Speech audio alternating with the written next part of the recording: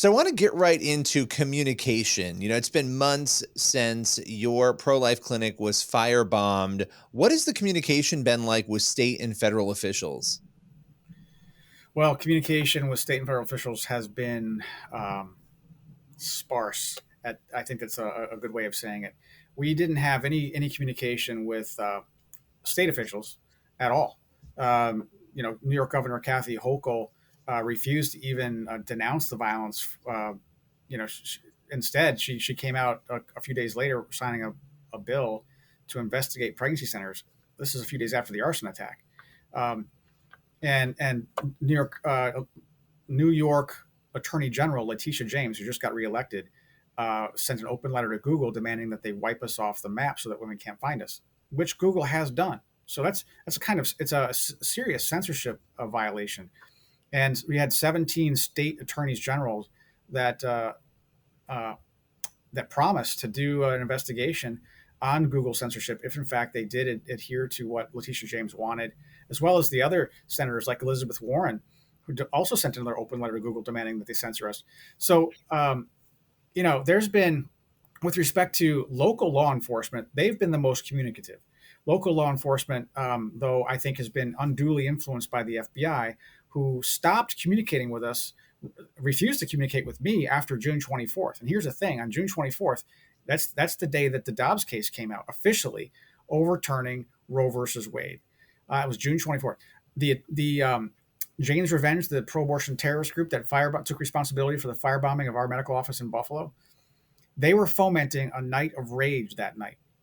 So I asked the FBI that night, I'm like, are you doing anything? Are you, doing any, allocating any additional law enforcement resources to protect, pro-life organizations, given this night of rage? And that was that essentially the FBI at that point communicated rage to me. They literally started screaming at me on the phone. I'm not kidding you. It was a surreal incident. I remember where I was. I was on the road driving in an alternate location because my family and I had been doxxed and we had to leave. I had to relocate my family because of and so we're the victims of violence, right? Victims of threat, victims of arson attacks. 2 firemen were injured putting out the blaze. And now I got the FBI yelling at me on the phone saying, I don't have to talk to you. I don't have to talk to you about it. And I'm not going to talk to you again. Okay, so fast forward to October 12th. Can I just wait? Can I pause there for a minute? So you were calmly calling them to find out, are you going to be providing any sort of security? And this is after the Dobbs decision, which overturned Roe v. Wade, came down. Just correct me if I'm wrong on any of this. You contact them. I assume you're not screaming at them. You're asking them, are you going to provide security for us? And the reaction that you get from them is outrage toward you. Correct. That's exactly what happened on June 24th. It was in the afternoon. I remember it because it was just before I went on the Jesse Waters show, and it was surreal. So yeah, in fact, they didn't communicate with me up until October 12th, and the October 12th was a magic day because Senator Ted Cruz, along with 39 other congressmen and senators, sent an open letter to FBI Director Christopher Wray. He released it at 9 o'clock Eastern time, demanding to know why they've abdicated their duty to investigate violence against pro-life organizations and pregnancy centers like Compass Care, and why they've started to use their law enforcement resources to attack peaceful pro-life people on trumped-up FACE Act charges. And so 4 hours later, I get a call from the FBI. Can we meet? We'd like to talk. Well, that's a very, very, first of all, it's unusual for the FBI to reach out that way. But second of all, they wanted to, I said, sure, what do you want to talk about? They wanted to talk about our characterization of the FBI in the media and our lawsuit to retrieve our own video surveillance back from law enforcement so we could see it and our attorneys could actually begin the process of putting together a case against the perpetrators because it's key evidence. So there's so many questions as you're explaining this that come to mind, because last time we talked in July, things were a lot of months have sort of passed now. So you mean to tell me that between that conversation where they were yelling at you, did you try to reach out to them after that at all, after they yelled at you, or did you sort of back away from trying to reach out to the FBI? No, we kept trying to talk to them in the media, and they just refused to engage. So October hits though. And as far as that footage goes, because that was always a question that I had about your particular case, did you capture any of this on footage? You had turned that over to them and you no longer had access to the security footage. Is that accurate?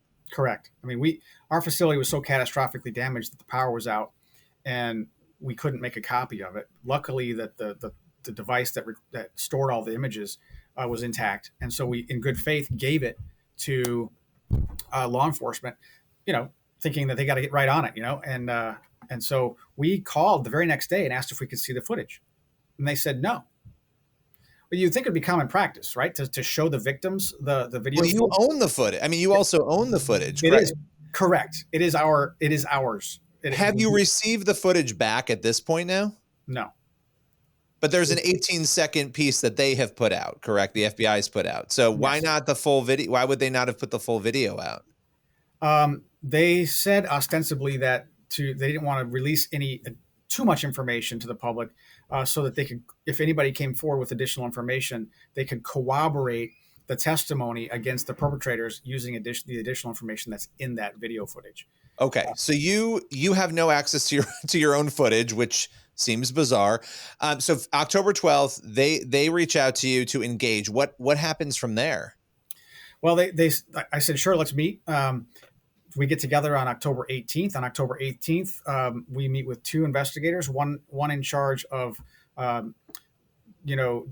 special agent in charge of domestic terror investigations, and the other one in charge of civil rights abuses. And they insist that we're on the same page, that our interests are aligned, and that they really want to, get an arrest made, which is great. I don't disbelieve them, but they said, look, in exchange for you basically backing off, both on your lawsuit to get your video footage back, as well as how you basically portraying us in the media, we'll let you see the video. We'll give you the video back, and we'll come out and we'll coordinate with you on how to maybe we'll do a reward for information leading to an arrest and that sort of thing. So I said, well, great. We'd love to see the video. And they said, anytime. Lines of communication are open. Anytime you call us, anytime. So we said, how about tomorrow? And they said, okay. So we went to the Buffalo FBI field office, and they showed us our full 1 minute and 30 video surveillance of the entire attack, 1 minute and 30.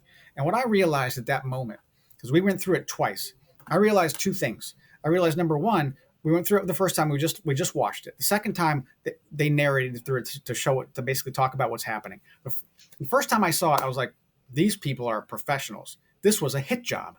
These people knew exactly what they were doing. They didn't miss a step. They knew how to break windows without getting hurt. They knew how to make Molotov cocktails on the spot.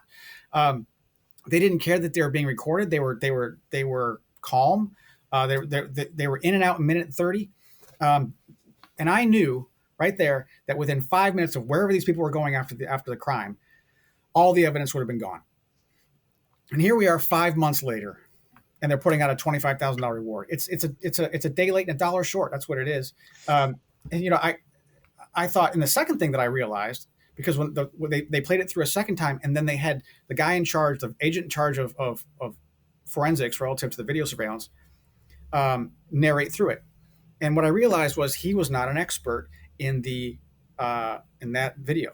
He was not an expert. And as an investigator, after 133 days, you would think that he would know that video inside and out. He didn't even know the orientation of the building to the street. I'm not kidding you. He said, here's where I'm going to give you an example now. Here's where as he's narrating through the video sequence, here's where one of the assailant number one goes to the trunk, grabs out the spray paint, and goes around to the front of the building to spray paint the message. And the message was, of course, Jane was here. That's the signature graffiti scrawl of Jane's Revenge, the pro-abortion domestic terrorist group. Well, the problem there is that he didn't run around to the front of the building. He ran around to the back of the building. That's a pretty big detail, wouldn't you say? Yes. Yeah. There were other details like that he missed. Had they been investigating this from day one, seriously, they would not have missed that investigative detail. Like, you can't know the front of from the back of the building. I mean, look, it took the FBI 5 weeks to just review the video surveillance. I mean, compare that to what happened with a Kalamazoo Michigan Planned Parenthood on July 31st. You're probably aware of it. Maybe we talked about this.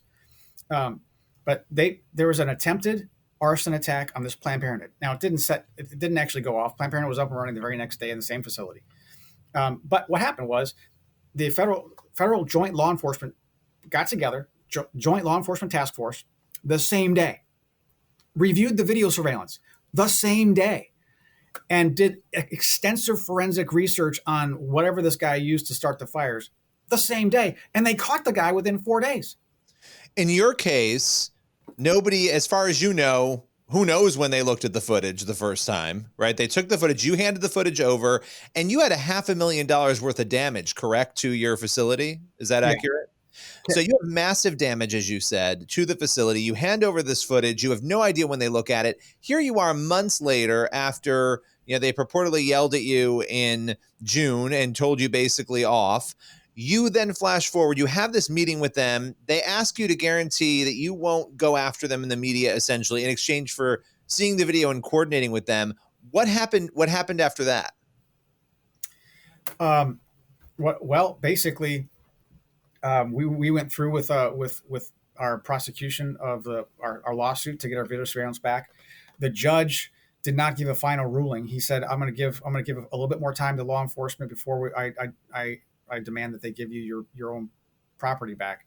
And so at that point, the FBI called me on November 14th, which was Monday last week, at 8:30 in the morning, saying we're coming out with video snippets and some information about the perpetrators on the FBI website.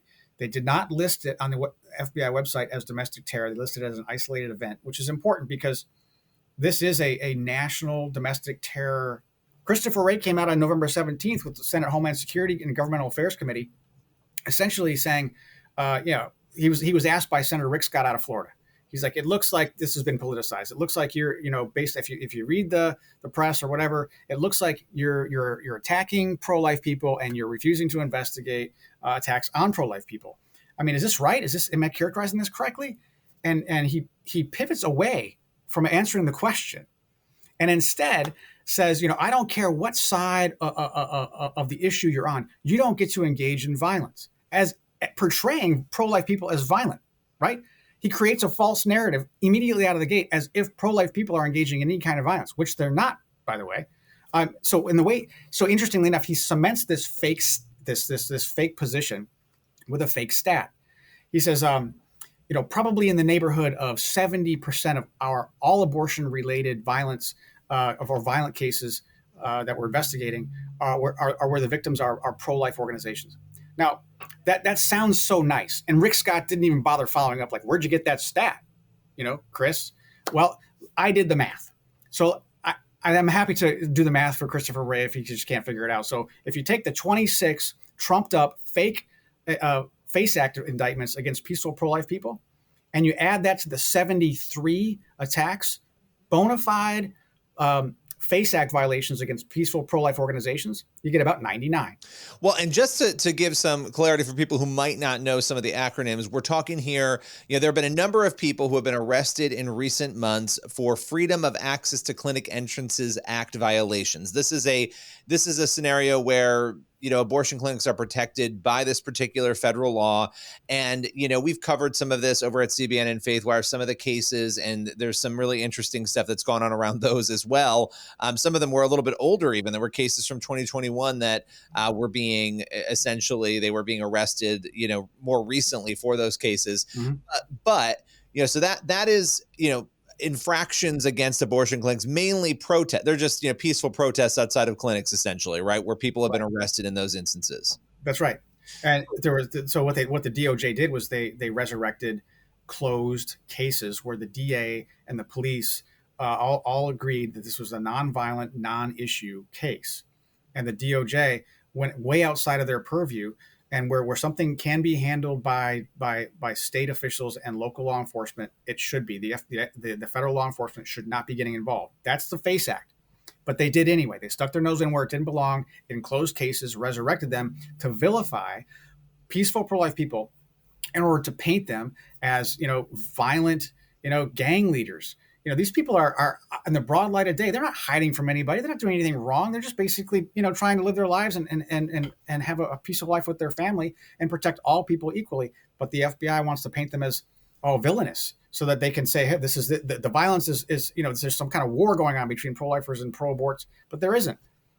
And now, what we're talking about here, obviously, your pro-life medical facility, $500,000 worth of damage. There have been attacks all over the country. Yeah. Do you know the exact number of I've heard all sorts of numbers. It was well over 40 at one point. I've heard over 60. Do you know a precise number of the number of pro-life clinics and churches that have been attacked during this? So there have been 73 attacks that we're aware of now on just pro-life pregnancy centers.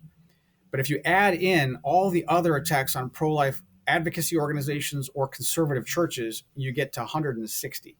160. So, and these are, they're smashing windows, they're spray painting, they're things that are happening that need to be cleaned up, paid for, dealt with. In your case, it was severe. Again, $500,000. I can't underscore that enough. How many arrests, as far as we know, have been made out of those 70 to 150 or 60 assaults?